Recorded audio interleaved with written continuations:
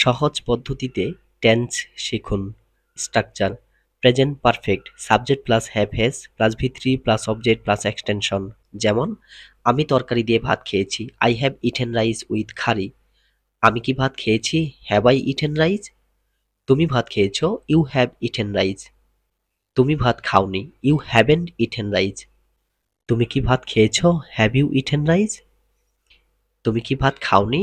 Have you not eaten rice? সে ভাত খেয়েছে। He has eaten rice.